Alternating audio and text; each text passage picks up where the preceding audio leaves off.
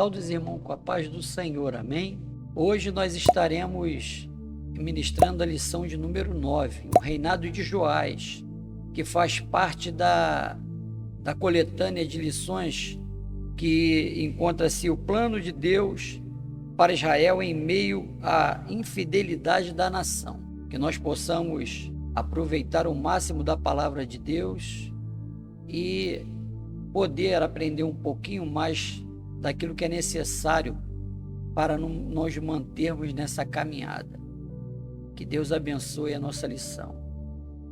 Agora vamos fazer a leitura do texto áureo, que encontra-se em Provérbios 3, versículo 3 e 4.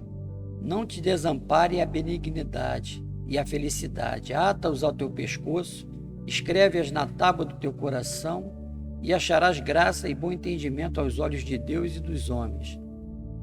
Verdade prática. Para ter uma vida de constante comunhão com Deus, é necessário abandonar todo tipo de idolatria e confiar nele inteiramente. Leitura bíblica em classe. Fica no livro de 2 Reis, capítulo 11, de 1 a 3, capítulo 12, de 1 a 5, e depois pula para o versículo 17 até o 21. Vendo, pois, Atalia, mãe de Acasias, que seu filho era morto, levantou-se e destruiu toda a descendência real. Mas Jeoseba, filha do rei Jorão, irmã de Acasias, tomou a Joás, filho de Acasias, e o furtou entre os filhos do rei aos quais matavam, e o pôs a ele a sua ama na recâmara, e escondeu de Atalia, e assim não o mataram. E Jeoseba o teve escondido na casa do Senhor 6 anos, e Atalia reinava sobre a terra. 2 Reis 12. E no ano 7º de Jeú, começou a reinar Joás, e 40 anos reinou em Jerusalém. E era o nome da sua mãe, Zíbia de Berseba.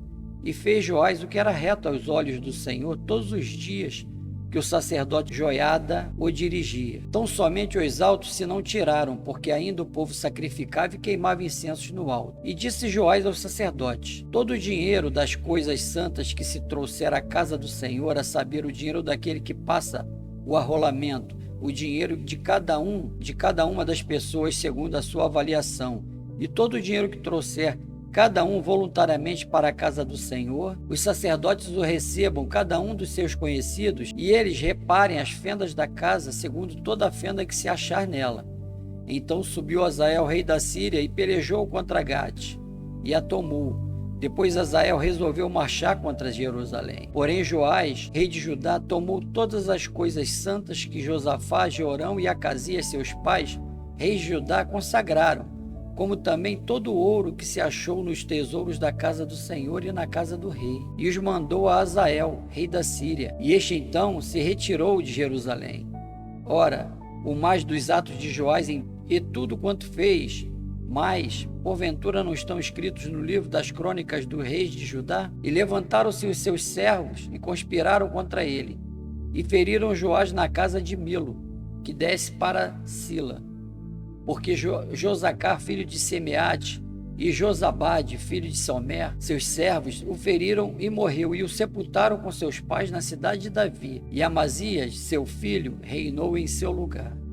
A aula de hoje tem como objetivo geral afirmar que o pecado leva o homem à ruína. E como objetivos específicos nós temos apontar o livramento de Joás das mãos de Atalia, assinalar a restauração do templo, e caracterizar a idolatria de Joás e a decadência de seu reino. Enquanto Joás seguiu os passos do sumo sacerdote Joiada, fez o que era reto diante do Senhor, eliminou o baalismo, renovou a aliança e restaurou o culto a Yahvé, reparou o templo e mais muitas outras coisas. Depois da morte do homem de Deus, Joás se deixou seduzir pelos príncipes do povo e mergulhou na impiedade, na injustiça, na idolatria. O castigo divino foi implacável. Seu reino foi invadido pela Síria, seus próprios servos voltaram-se contra ele e o mataram. A falta de caráter às vezes nos leva a seguir aqueles que parecem que têm, mas não têm nada a oferecer, a não ser decadência, idolatria e apostasia, resultando tudo isso na ira de Deus. é importante saber quem estamos seguindo, para sabermos se o final da história será derrota ou vitória. Ponto central: quando pecamos, nos afastamos de Deus, tomamos decisões ruins e perdemos tudo o que conquistamos. Introdução: com apenas 7 anos de idade, Joás começou a reinar. Como era muito jovem, recebia orientações e conselhos do sacerdote Joiada. Durante os anos em que foi orientado, teve um brilhante reinado e fez o que era reto aos olhos do Senhor. Porém, como as suas convicções sobre Deus não eram suficientemente fortes, após a morte de Joás deixou-se influenciar por maus conselhos que fizeram Judá a retornar à idolatria. Vejam, irmão, Joás não tinha caráter. Quem estivesse próximo dele era capaz de influenciar. Um rei que não tem ideias próprias e que conquista através de agradar aqueles servos que estão ao seu redor, realizando seus desejos.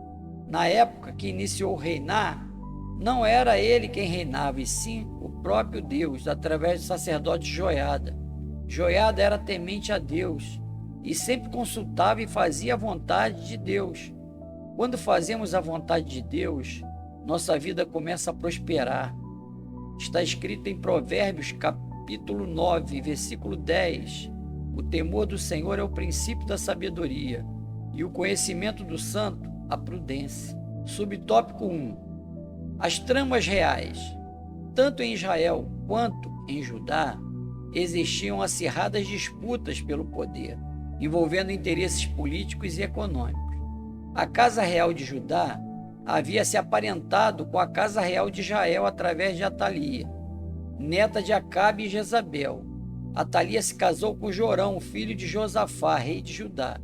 Quando Jorão foi assassinado por Jeú, Atalia usurpou o trono e começou a reinar em seu lugar. O poder era algo que fazia a avó executar netos, simplesmente para assumir o poder pela ganância e pela vaidade de poder. Subtópico 2. A coragem do sacerdote Joiada. Atalia herdara a perversidade de Acabe e Jezabel. Para se assentar no trono, ela matou todos os membros da família real, incluindo seus próprios netos. Apenas Joás, filho de Acasias, escapou. Ele tinha 1 ano de idade e foi escondido em uma sala por sua tia Joseba, esposa do sacerdote Joiada, e lá ficou durante 6 anos.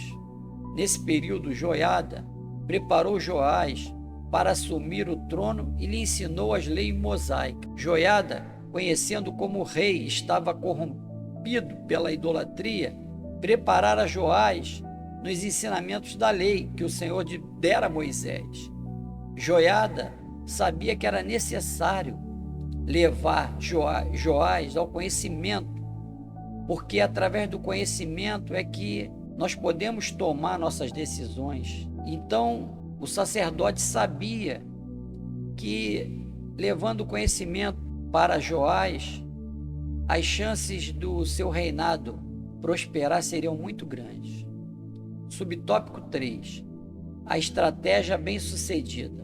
Quando Joás completou 7 anos, Joiada armou uma estratégia para empossar o ilegítimo rei. Combinou com os capitães da guarda e, no dia planejado por eles, destituíram Atalia do trono e proclamaram Joás rei. Joiada naturalmente passou a ser corregente com Joás, pois este não tinha condições de reinar por ainda ser criança.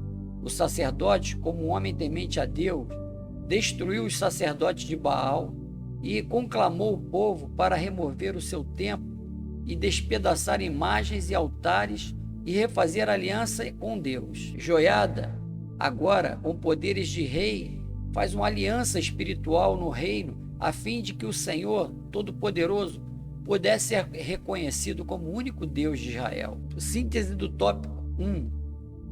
Há momentos em que o perigo nos cerca, sem que percebamos.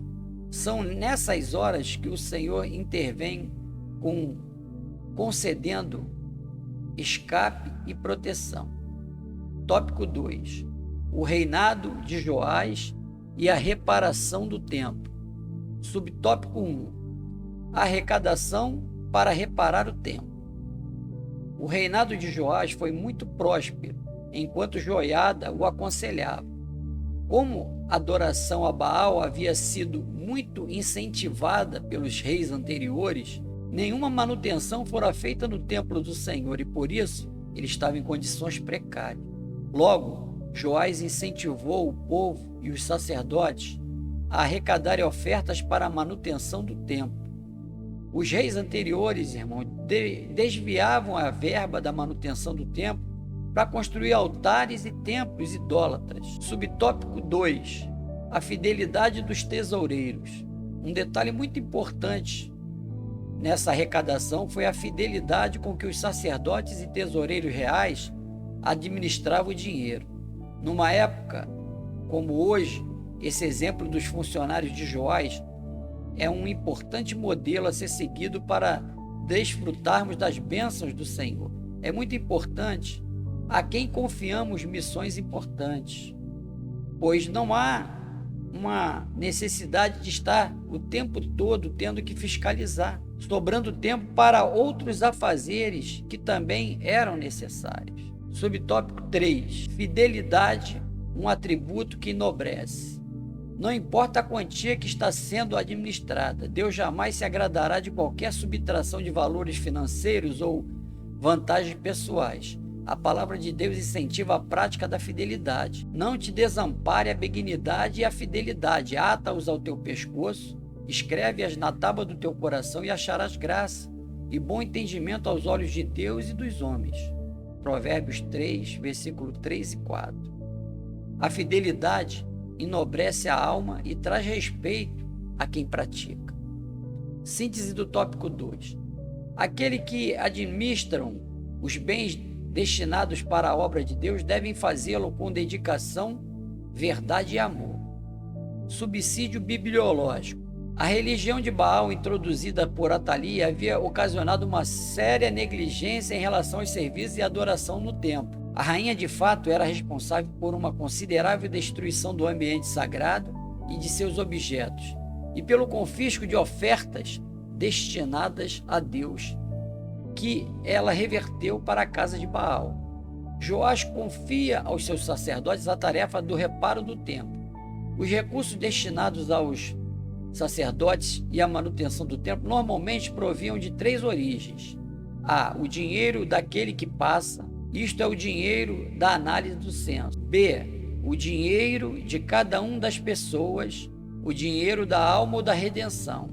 E C. O dinheiro que trouxer cada um voluntariamente, as ofertas espontâneas. Os sacerdotes deveriam utilizar esses recursos para reparar o templo. O fato de terem deixado de fazer esses reparos quando Joás já tinha chegado aos 23 anos não indica necessariamente que houve uma apropriação indébita. Parece antes que os proventos esperados através das fontes naturais não eram tão elevados quanto o necessário e que os sacerdotes talvez não tivessem sido muito cuidadosos a respeito da apropriação do dinheiro para o seu uso pessoal, como deveriam. Tópico 3. A conspiração contra Joás. Subtópico 1. O declínio do reinado. A história de Joás nos revela que ele não tinha firmeza em suas convicções e se deixava levar facilmente por qualquer sugestão. Quando o sacerdote Joiada morreu, o reino não conseguiu manter-se inteiramente fiel ao Senhor. Passou a adorar ídolos e a confiar em suas próprias forças. As más decisões de Joás e sua desobediência resultaram na falta da prosperidade do reino, na perda de sua confiança em Deus e mais tarde a conspiração de assassinato contra ele. Essa é uma trágica consequência da desobediência. Perder a confiança em Deus por causa de uma consciência contaminada. Assim aconteceu com o rei Joás. Quando conhecemos bem os caminhos do Senhor e entramos pelo caminho tortuoso, o da apostasia, a consequência trágica é inevitável. O resumo principal do reinado de Joás é que seu caráter era duvidoso e ele deixou a soberba subir à cabeça, confiando nele e não em Deus. Havia quem tivesse por perto, não tinha opinião própria, não possuía suas próprias convicções e não mais ouvia o Deus que servia. Subtópico 2. Conspiração e morte no reino. A idolatria de Joás teve início após a morte do sacerdote Joiada. O rei, em vez de seguir tudo o que o sacerdote lhe ensinara, passou a tomar conselho com os príncipes de Judá. Abandonou o Senhor e voltou-se aos ídolos. Sua capacidade de discernir estava tão prejudicada que, ao ser repreendido por Zacarias, filho de Joiada, o matou. O juízo de Deus veio até Joás através do exército sírio, que pelejou contra ele. Após a batalha, feridos, os próprios servos de Joás conspiraram contra ele e o mataram em sua cama. Joás estava tão cego, e tão contaminado, que ele não teve consideração pelo Filho do Homem, que ensinou tudo o que era necessário para ele reinar, além de ter salvado a vida do próprio rei.